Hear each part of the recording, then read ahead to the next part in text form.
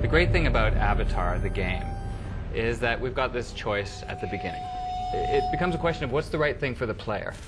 Depending on the choice you make, you get a different game.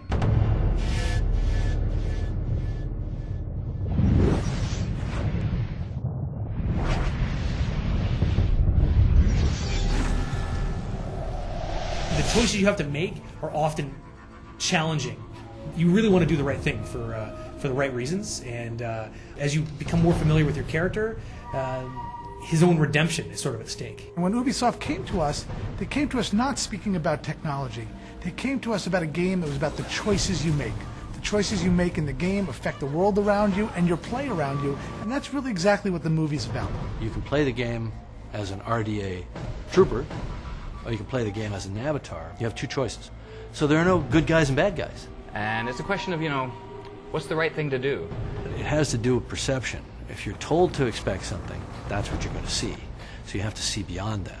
So one of the themes of the film is this idea of changing perception, changing the way you view other people, other cultures, and this environment. So, Pandora is kind of a metaphor for that.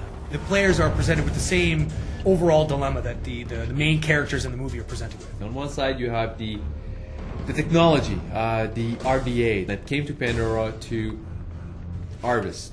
From an RDA perspective, they're just trying to do a job to get stuff back to Earth.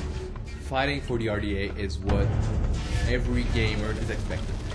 Big weapons, a lot of explosions, big vehicles. It's all about your technology. You rely heavily on the gadgets you have, the hardware, the military firepower. You have a variety of weapons to choose from, as well as a small arsenal of vehicles. And then there's the Na'vi. The Na'vi are the indigenous people on Pandora who've lived there for thousands and thousands of years, living in perfect harmony with the world until the humans arrive. As an avatar, you're going to discover the life, the culture of the Na'vi, and you're going to find actually a reason to fight for. Right away, your perspective changes. Whereas before you were kind of looking up like this at all the Na'vi, you instantly feel much more powerful. The trees are your friends like they never were as a corp. Fighting in your avatar body will have a completely different pace. It'll be more around melee combat. It'll be more about evaluating the situation and being a little bit more strategic about going in. It's an entirely different set of missions. It fits in with the overall story arc, but it's a very different perspective. You're a 10-foot-tall soldier. Avatar the game is basically the story of two worlds in conflict. And it becomes a question of what is the right thing for you to do, and you go down two different paths. When you do that, you effectively get two games in one. You've got great kick-butt military hardware.